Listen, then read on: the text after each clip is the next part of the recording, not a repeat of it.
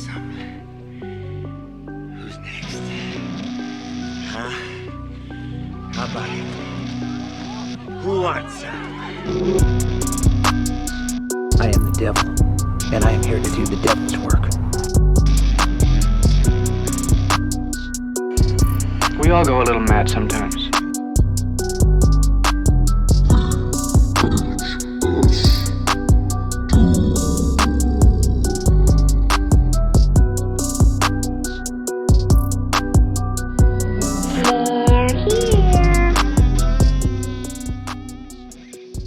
Hello, everybody, and welcome back to the VHS Doom podcast. I'm your humble host, Dylan Crutcher.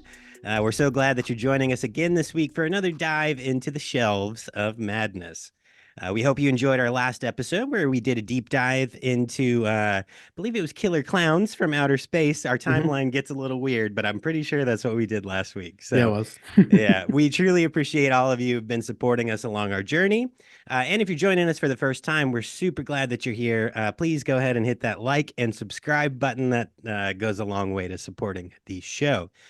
As always, this week I'm joined by my ever nefarious, dastardly, can-cracking, and always awesome co-host, Mikey Mutant. How you doing, bud? Hey guys, I'm doing good.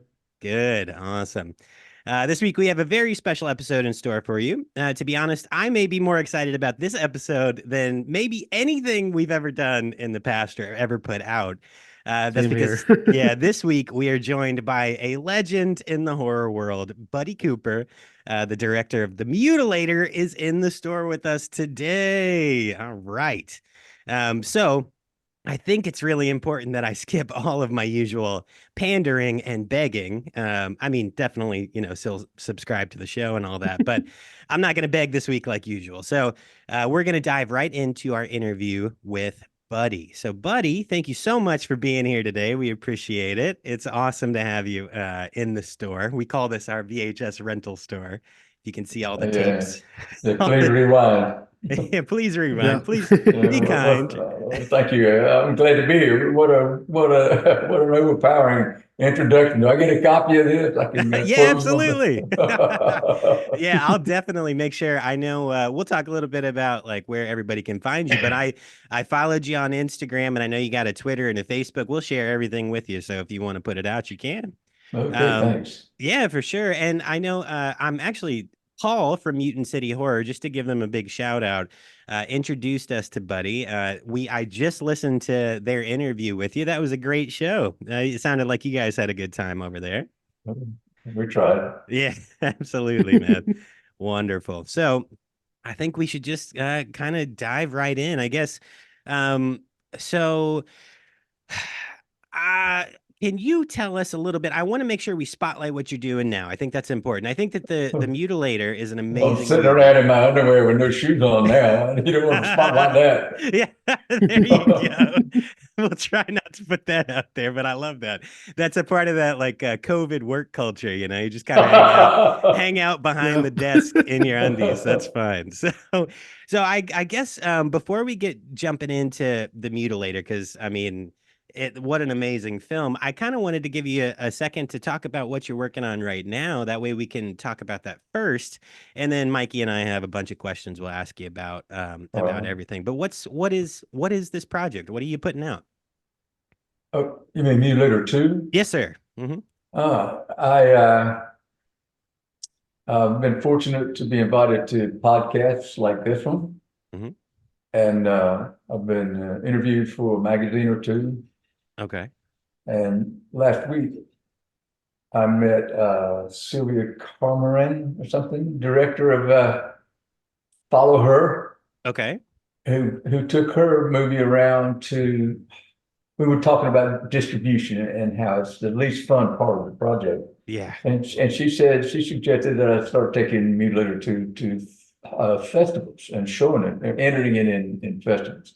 Okay. And she generously sent a list of suggested festivals to me. So I'm looking into that now. It was shown. It was premiered, in fact, at Joe Bob Briggs Jamboree, which was a festival. So we got some good ink there. Got a hubby, a hubby, and going to Gettysburg this week. I think they're expecting about 1,600 people. So that's going to be and then the people that have been putting me on podcasts and magazines and things. I'm doing all I can to get the word out. What can I Yeah, say? wonderful. I have an offer in hand. Got a lawyer looking at it. I don't know which way I'm going to go with it, Okay. and I may put it in my pocket until I go to another festival to see Okay. what happens. Yeah, so I'm trying. Wonderful. No, that makes perfect sense. I mean, the Mutilator is such a cult classic. I remember it's probably been a decade ago at this point, but Mikey and I used to live together, I mean in the same area at least. And we would do movie nights, and he brought the Mutilator to a movie night and All introduced, right, yeah, Mikey. yeah, Yep. introduced the film to me, and I was like, holy crud, this is awesome. And my brother-in-law even was like a little like, oh gosh, like because he wasn't a horror movie fan. He got He was especially yeah. freaked out about the ending when Egg gets crushed and cut in half. Yeah. So it made an impression on us. So when when Paul from Mutant City was like, "Hey, I got Buddy Cooper. He might want to do the show." I was like, "Oh my God, yes, let's go." So we were both very excited about it. So it's a big this is a big thing for us. So we have done in the past, we've done a couple different director spotlights on the show, and I guess we can kind of dive into our questions here. But I always find it interesting hearing how people got into film. Like, how did you find your way into film? And were you a cinema fan growing up? Is that how you got into making The Mutilator? Yes, yes. I've always loved the movies. When I was growing up, when I was a boy, we didn't have television. Okay. And so we went to the movies every Saturday, double feature. It started at 11 o'clock. And I grew up in the movies and trans segued into television later. Yeah. It's something I've always wanted to do. There's no explaining it. It was just always there. And it's Yeah. not, wasn't a conscious decision. It's just something I knew was going to happen one of these days. And finally happened. I love that. I feel like I saw an interview clip with Quentin Tarantino a couple days ago, and he was kind of talking about, you don't for him, like he just loves cinema. And if you really love cinema, you can't help but make a good movie. And I feel like that's what you did. Like you must have just loved cinema and you just made a Well, good movie, right? thank So you. Yeah. yeah, for sure. When you were a kid, what kind of films did you find yourself drawn to? Like, what were some of the titles that you might have been, oh, I really like that one. If you know any. Well, I the Saturday doubleheader typically included a Western. Okay. So Okay. I saw all of those, Gene Autry, Roy Rogers, but my favorite was the Durango Kid. He wore a, Okay. they were constantly bringing in people to talk, and he was one of them. When I got to meet him, shake his hand. He wore the white hat. He taught me to wear one. That's I amazing. also Awesome. I was also fond of comedy. Abbott and Costello. I loved Abbott and Costello. Just couldn't get enough My of my them. dad would watch that a lot with me when I was a kid. I used to love that a lot. They're Yeah. great. That's So amazing. and I also like horror movies. There weren't very many at that time, but I had seen the Bela Lugosi Dracula, Uh-huh. Lon Chaney Jr. Wolfman, Hmm. and the real Frankenstein. Yeah. God, I forgot the what's the actor's name now? I can't remember. Oh, Boris What's Frank? Karloff. Boris Boris Karloff. Karloff. Yeah, Yeah. that's it. Yeah. Nice. That's amazing. So those were my three favorite genres. I can't think of any one movie to name, Yeah. except for the horror movies. Yeah. I think we've only covered one Western on this show, right, Mikey? It was Hmm. the good, the bad, and the ugly, which is Yeah. maybe one of the best Westerns in my head, that I've ever seen. But yeah, I love a good Western. I really do. Me We too. yeah, we dove into a few of those in that episode for sure. Yeah. So They shoot them in color now. I heard. Yeah, right, for sure. Oh man, so I was I feel like I kind of cheated because I got to listen into the Mutant City Horror interview, so I feel like I know more than I should know going into an interview. But Okay. I think I heard when you were talking to those guys that you own the condo on the beach in North Carolina where you guys filmed. So did you grow up in the area where you guys shot? Oh, yes. I was born across the bridge in Morehead City, and I grew up in Morehead City in Atlantic Beach. I've been living in Atlantic Beach almost my entire adult life. Okay. The motel where we shot, where the cast and crew were housed, the Oceana Motel, was built by my father, opened in Oh, '59. So, I worked here a lot as I've coming along. yeah. And I bought this piece of land right next to the motel where I built 4 duplexes. Okay. And one of those duplexes is, half of one of the duplexes is where the thing was shot. Okay, okay. Awesome. So now that I know you own the condo, I had to ask the trophies that are all over the wall in the condo.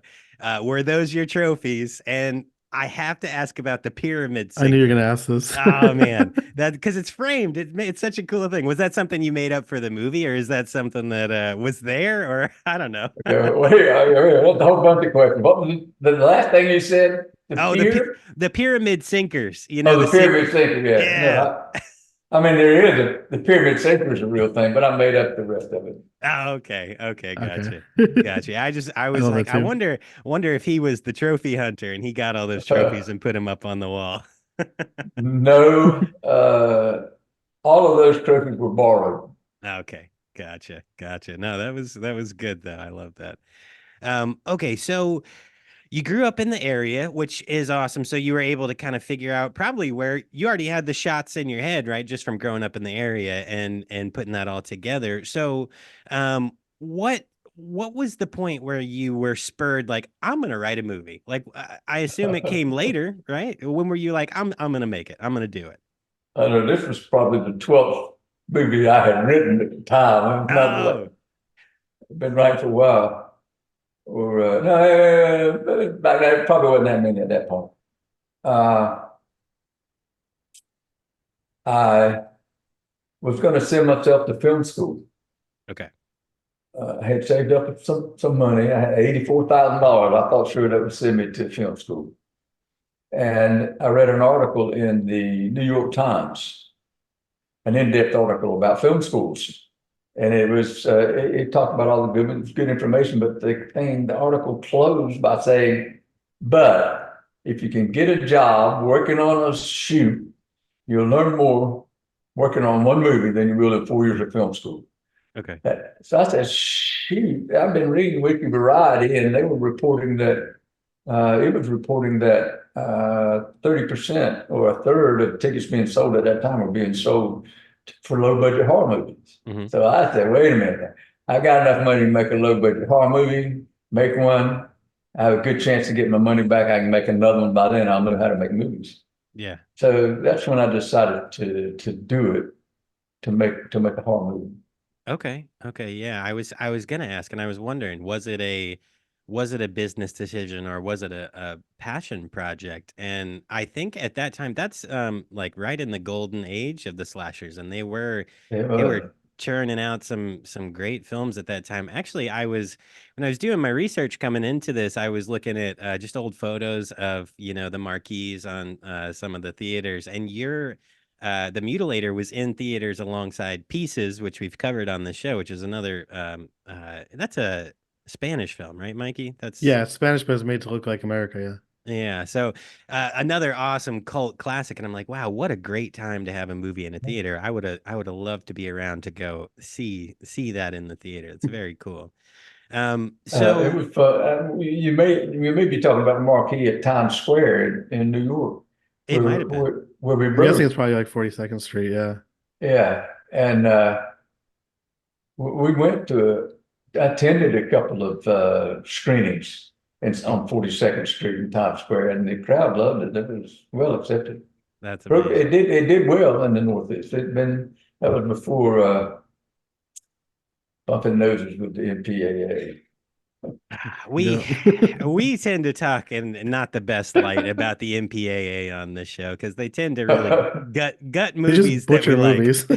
Yeah, so we're not the biggest fans by any means, but yeah, I was actually talking to you. I have a friend here in Richmond who's really into horror as well, and he was kind of digging into this after I told him I was going to be talking to you, and he said, "Oh, you know what? I found a news article about the first time it was premiered as The Mutilator and not Fall Break, which was in Newport News, so in Virginia."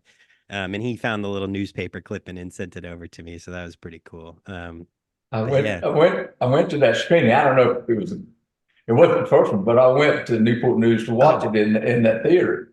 Oh, okay. It was in a mall, a shopping mall. And when I came out, there was a small crowd standing around the ticket booth there.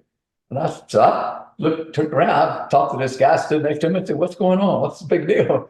He said, "Buddy Cooper's in there. He's going to be coming out any minute." I was shy. I just turned around and walked off. Oh, no. Oh man, that's funny. So, oh, okay, so that's a good question then, because I think he found that through just searching online that was quote unquote the first. So when was the first time it went up as the Mutilator instead of Fall Break? Oh, I don't know the date. It was Labor Day weekend of '84, I think. Okay. And Marvin Friedlander was distributing it. He's based in New York. Hmm.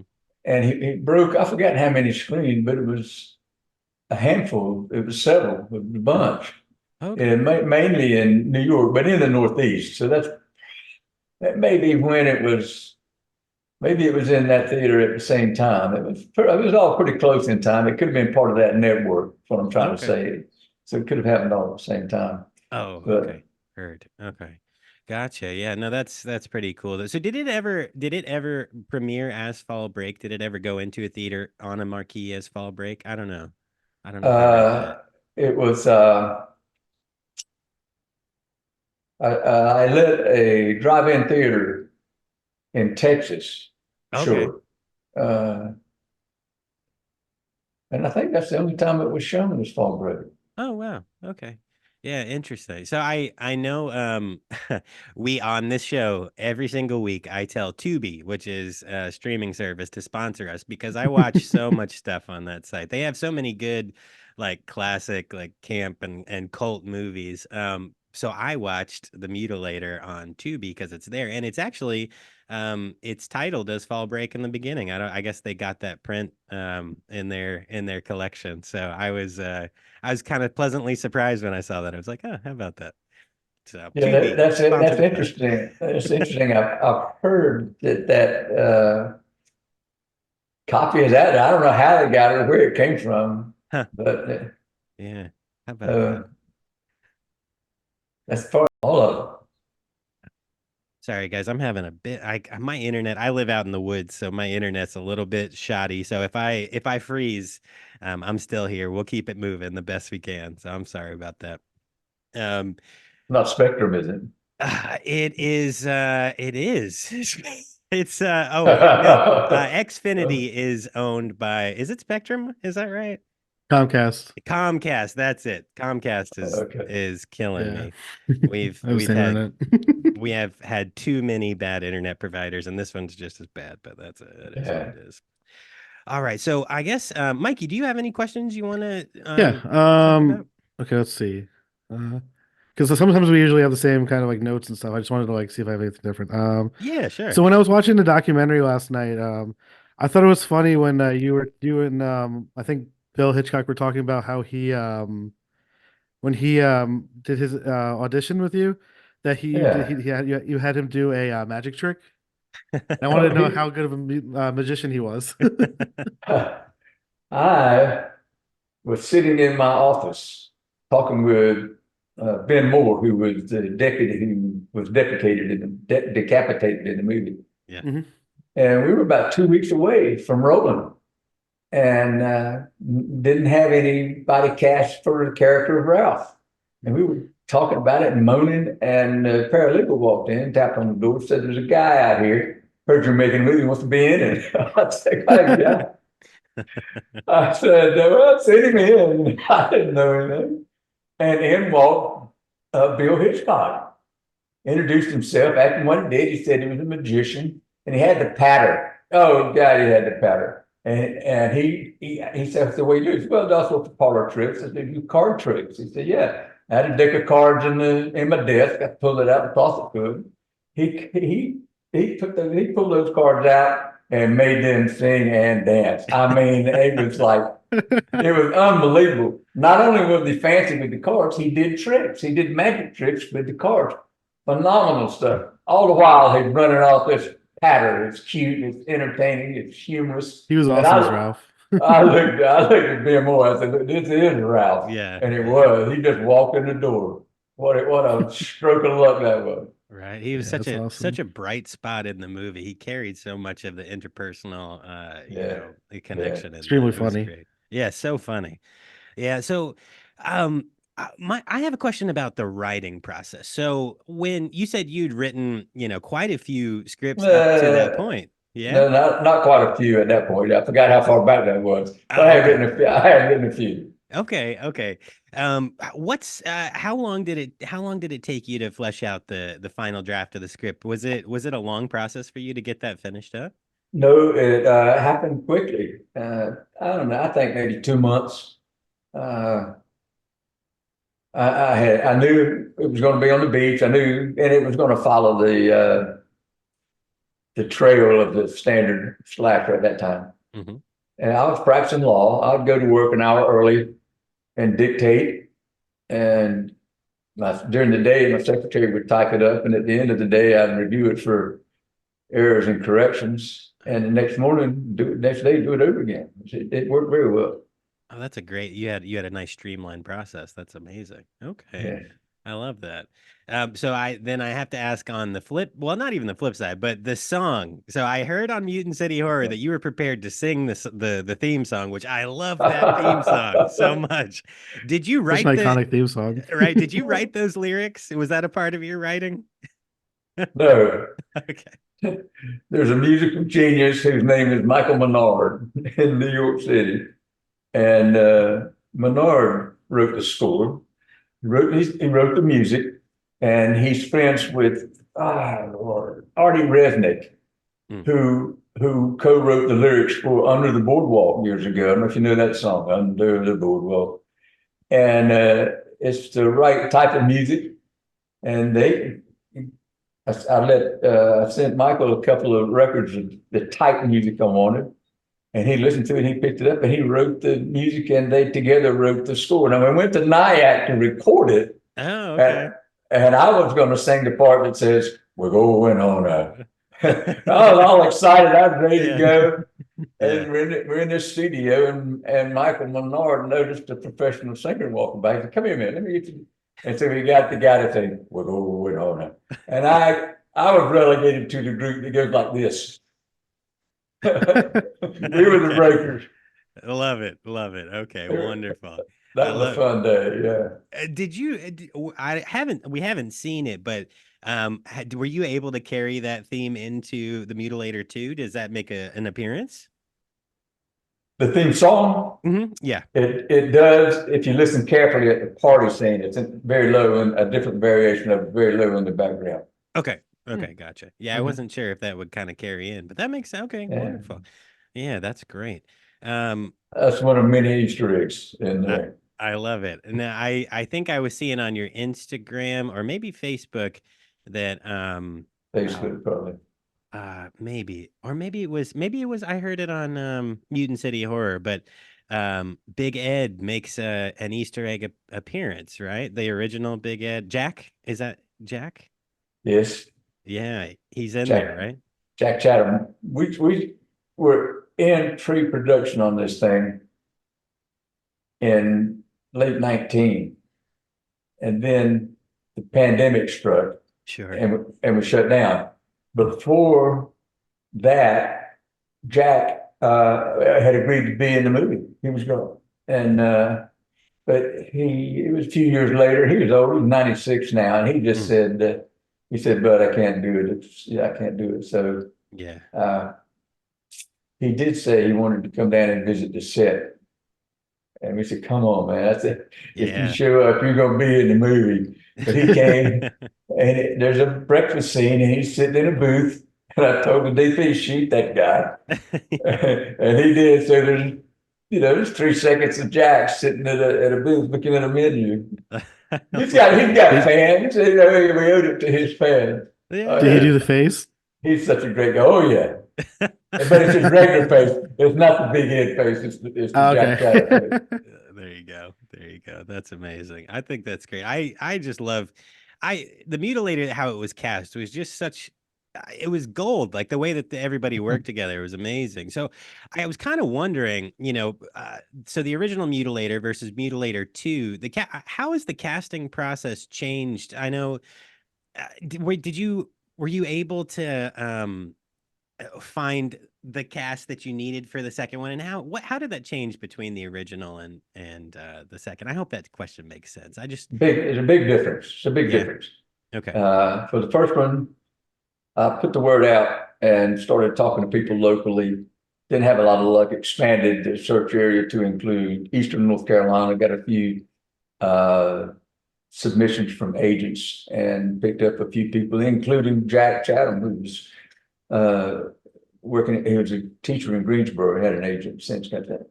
I had a casting call at East Carolina University. People came. Ruthie Martinez came. She's from Chapel Hill, and she got the job.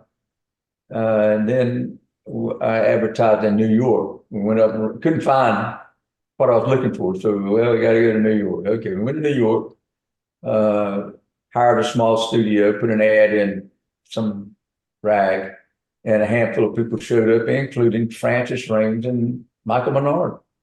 And they came back and they just got it. They were good. Yeah. Not Michael Menard, Matt Midler. Matt brought a lot of energy to it. He's interesting to watch. Yeah, he did. And then Ben Moore suggested a waitress who had served him the night before in the restaurant, and that was Connie Rogers. That's how she got hired. Okay, Ben. Okay. And then Bill Hitchcock just wandered in that day. Just walked in off the street. I love that. That's great. Oh man. Sorry, Mikey. I feel like I'm hogging. Excuse me. Wait a minute. I forgot the question was, what's the difference? That was the old way. Oh yeah. Sorry. Yeah. The new way, you put an ad in this online service. I can't remember that. Break screen or something. Breakthrough. Backstage. Yeah. And you're swamped with thousands of suggestions, and you go through them, and you find some people. A couple of people get recommended, word of mouth.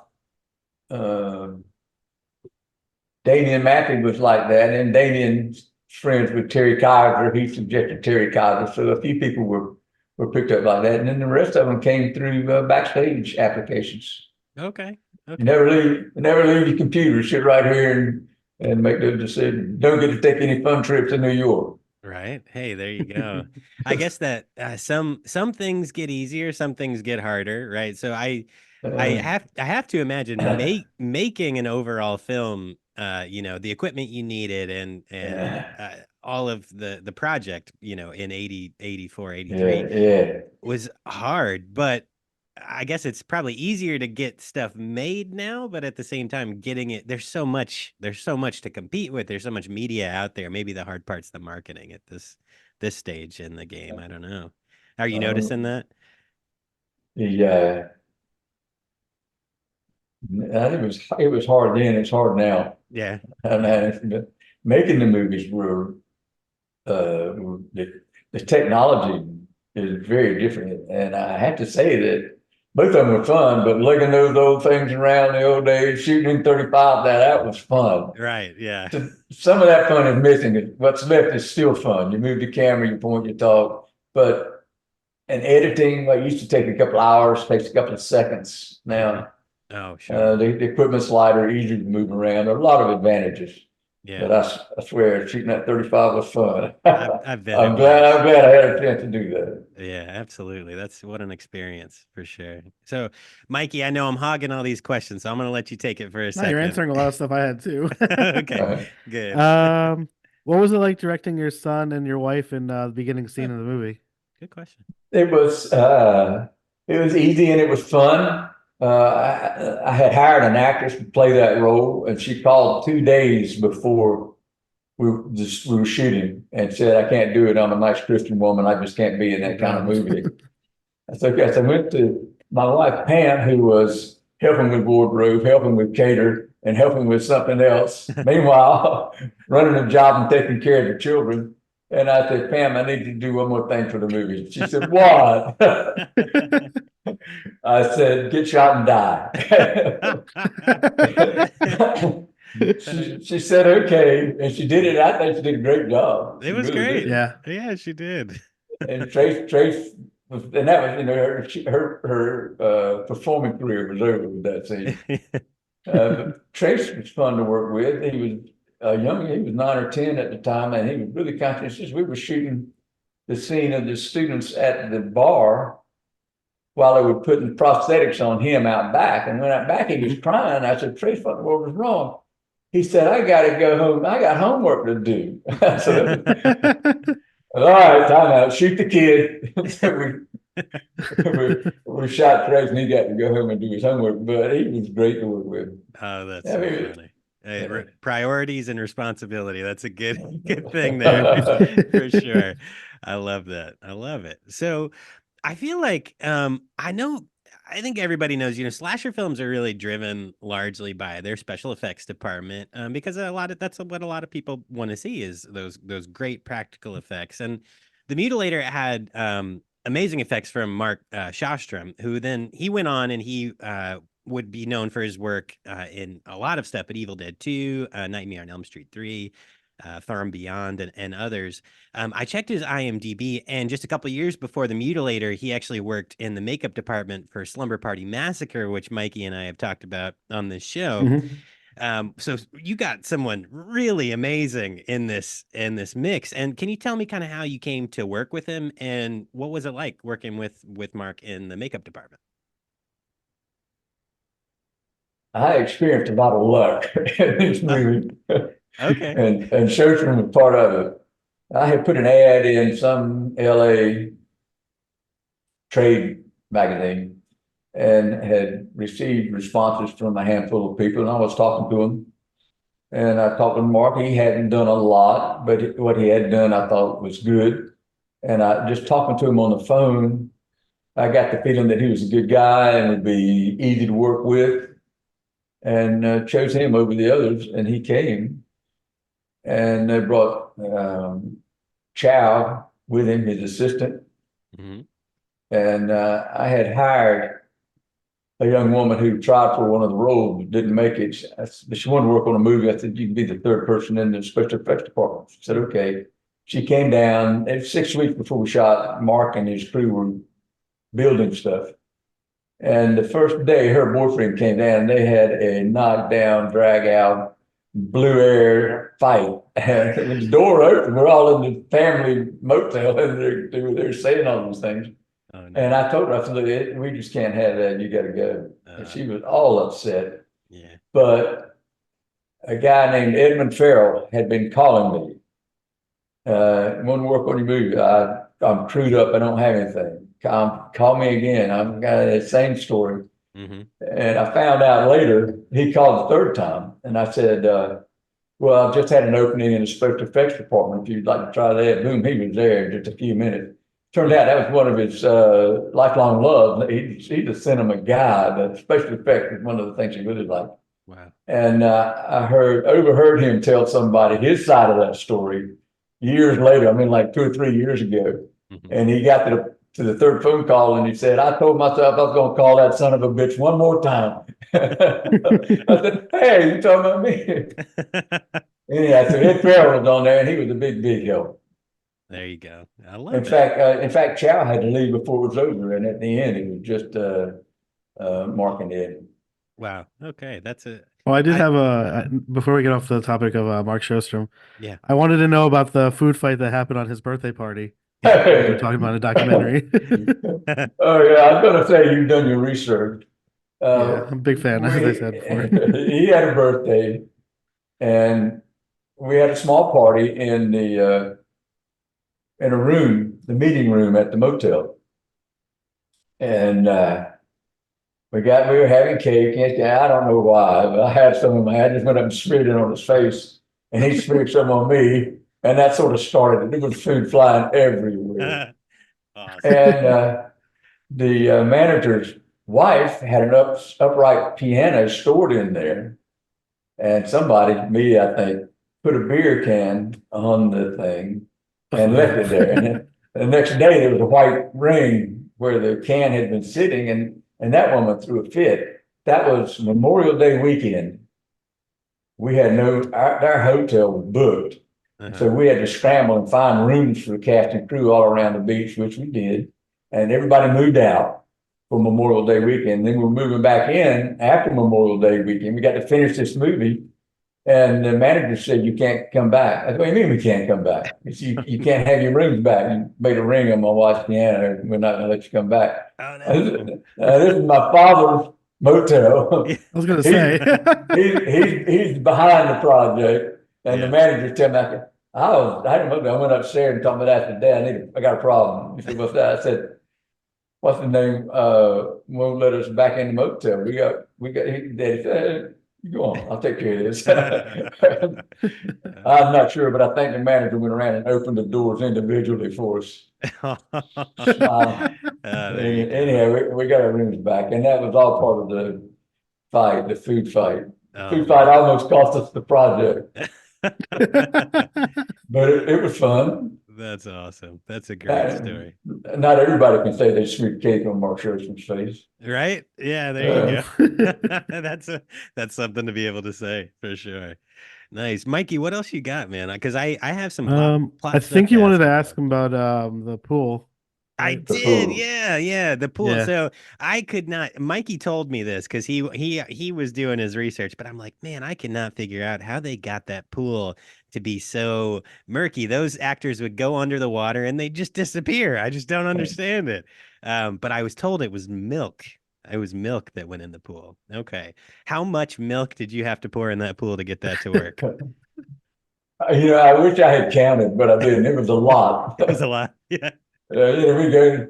The guy, me and the outlaw, was pouring it in there for us. He worked here, and he said, "About that's enough. Need more. Put some more in there." I don't know how much. I don't know how many times we had that conversation. Yeah. Oh, that's awesome. So was that like a was that just a local pool, like a public pool? It had that cover over it, so I was kind of wondering about that. That's the pool at the Oceanana Motel.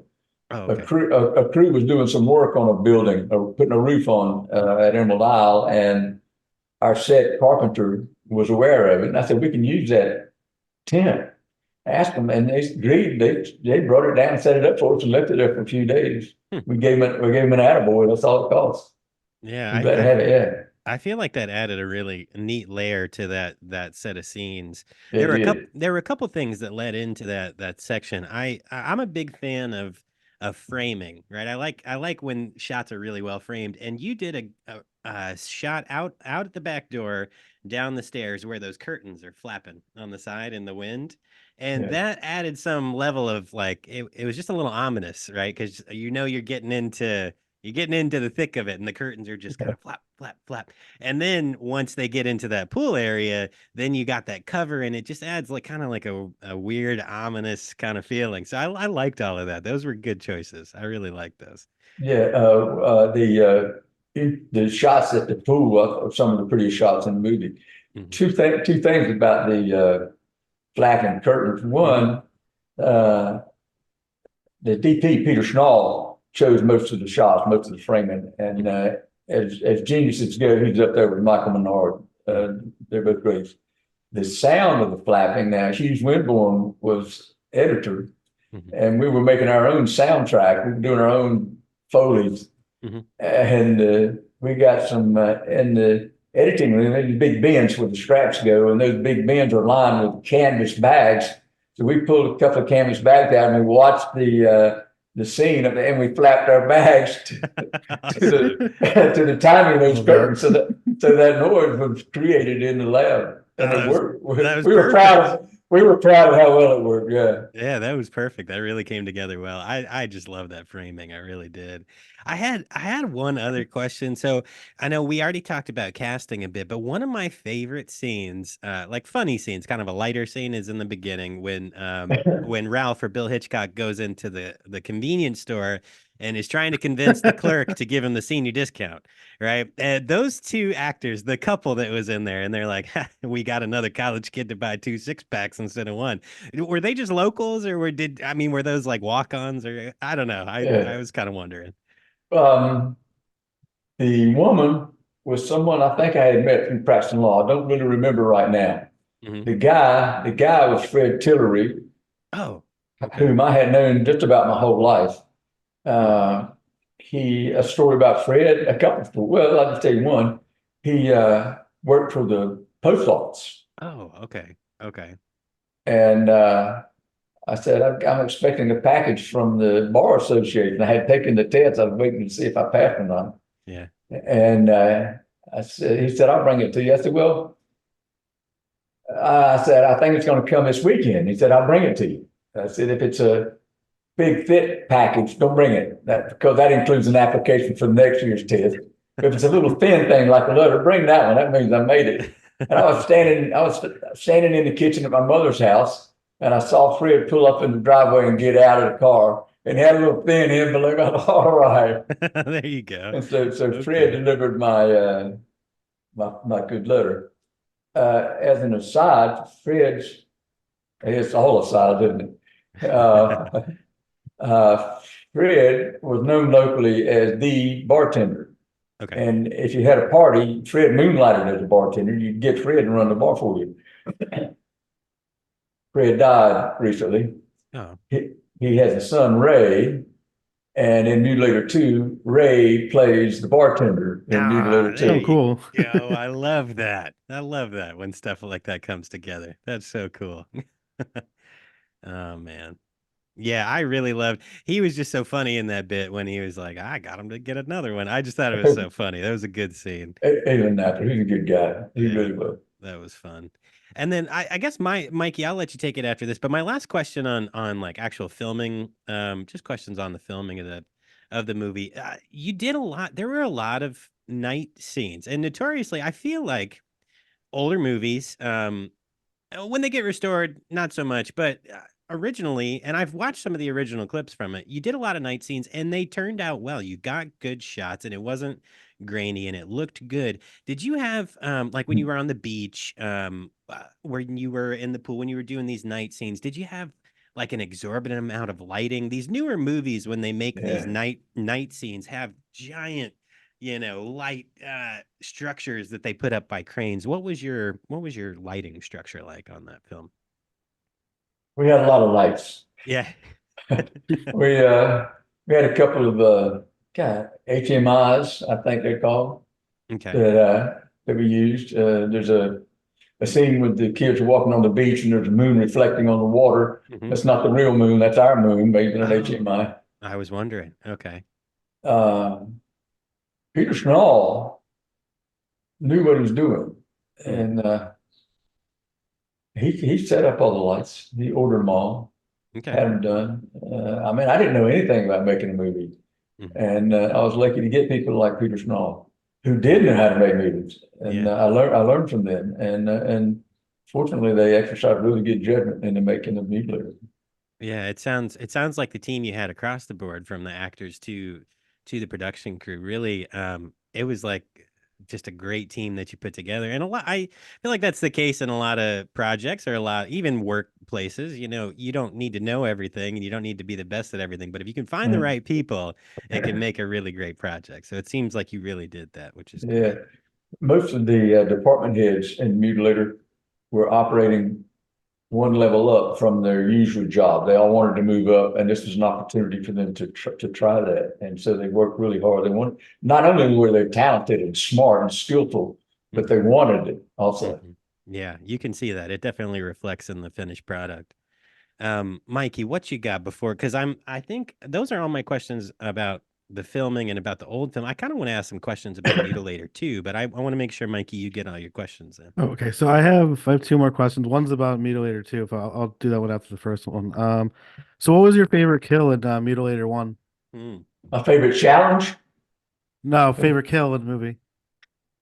favorite kill. Oh Yeah. man, all of them. I don't have no favorite. Yeah. Yeah. Okay, and Uh, then oh sorry. well, if I can think of a story about one. Oh, I can tell you a story about the when Mike gets it with the outboard motor. Mm-hmm. Hmm. That was not the way it was supposed to be shot. Oh.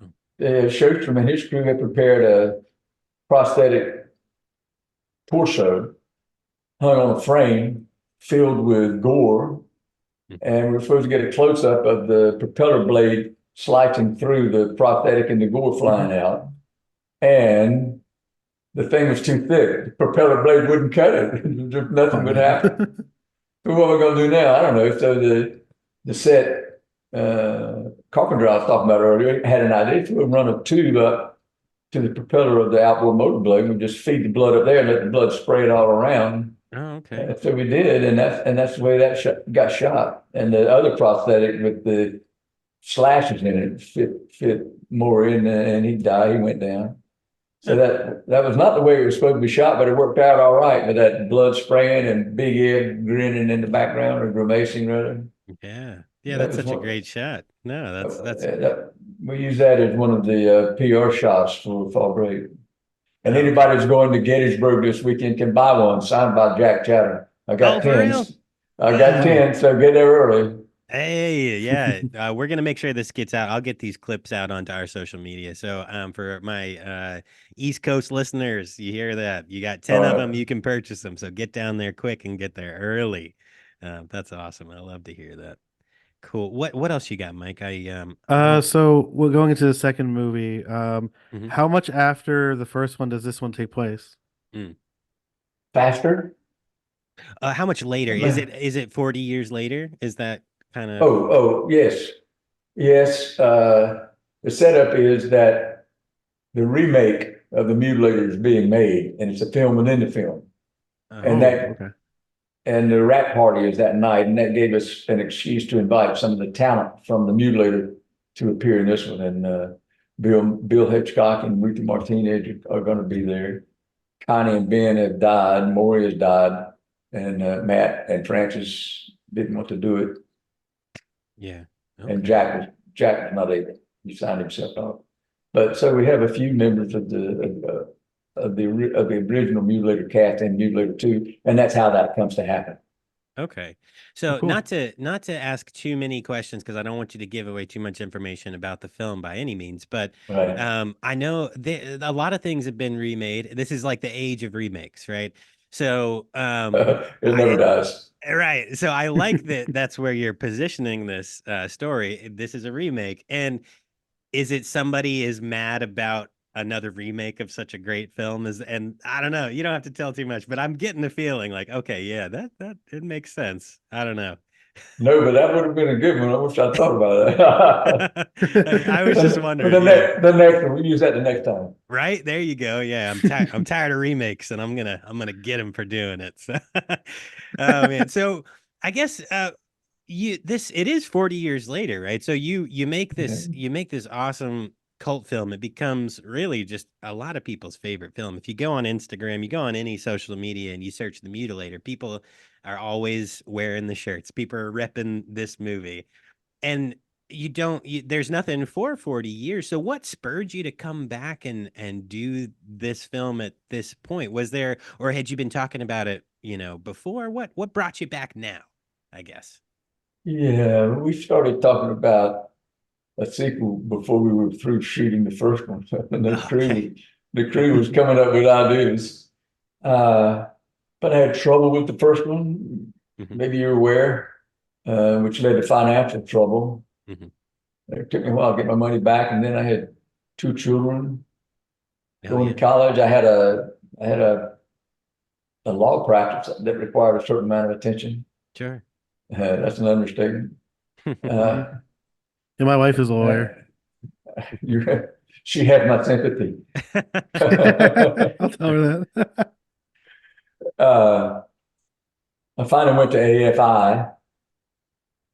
Both my children were going to school in Poughkeepsie. My son was at Babson, my daughter was in CIA, Culinary Institute of America. Mhm. And so I felt okay about abandoning the nest. My wife and I moved to California, and I went to AFI and stayed out there for a few years, chasing a career. It never happened. I came home. My folks were getting old. My dad didn't have anybody to rely on. Mhm. And then he died a year or two later, and my sister's and elderly mother asked me to take over the oversight of the family business, which I did. And that's all of took another 20 years. And then Yeah. it was I do it or don't do it. Yeah. So it was time.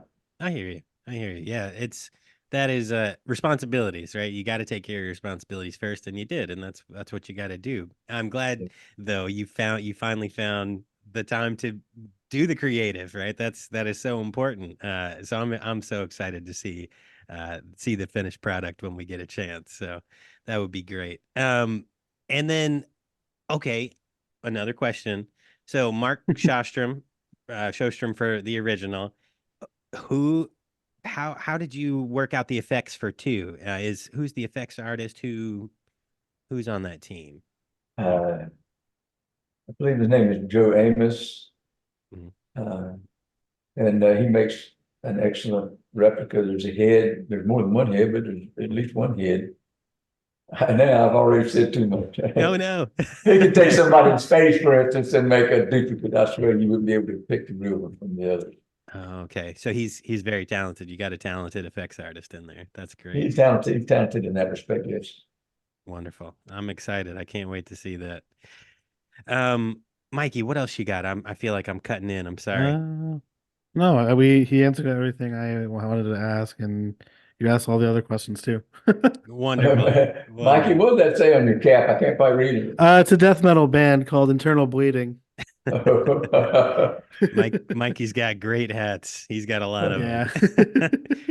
So I guess at this point in the film's journey, I think you already mentioned this. You mentioned it in the beginning. You got an offer in your pocket. So you're still working out you're doing the festivals and trying to just get the offers that you need in as many as you can.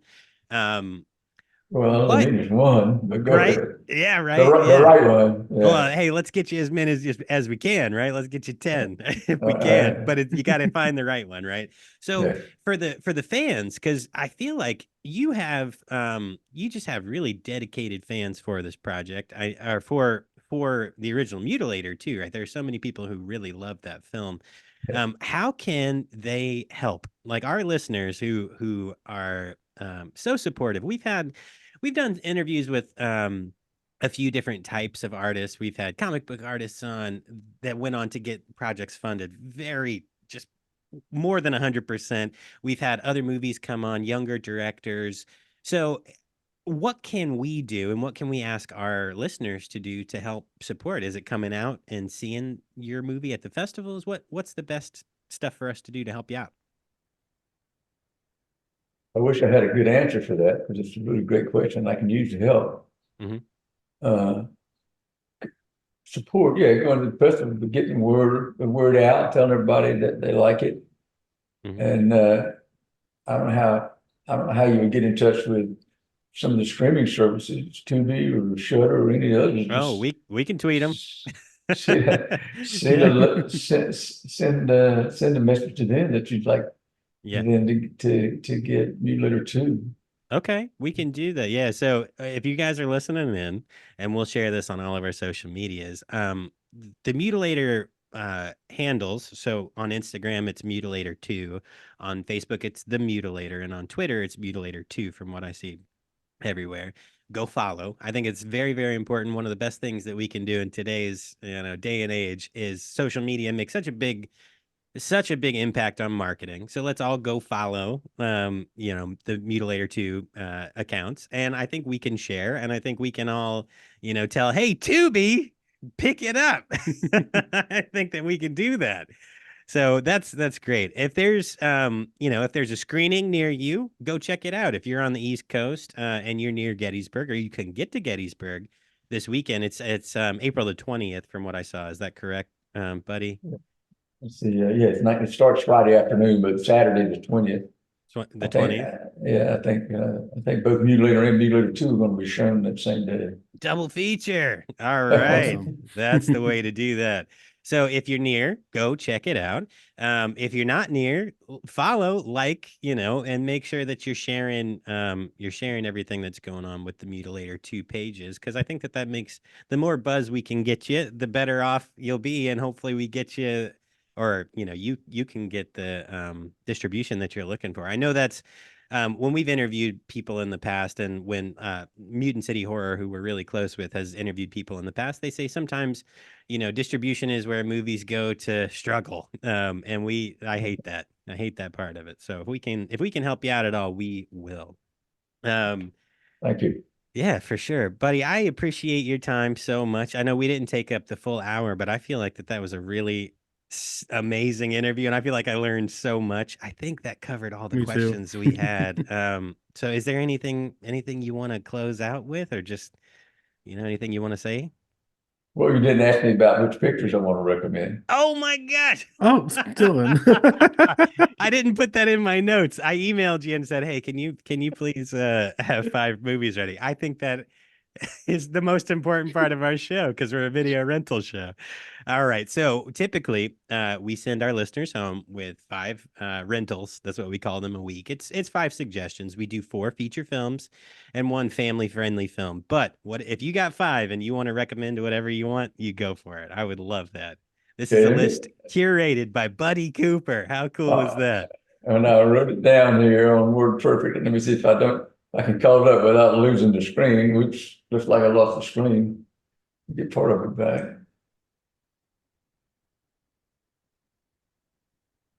I can't believe I forgot that. Mikey, you got to kick me next time you see me, buddy.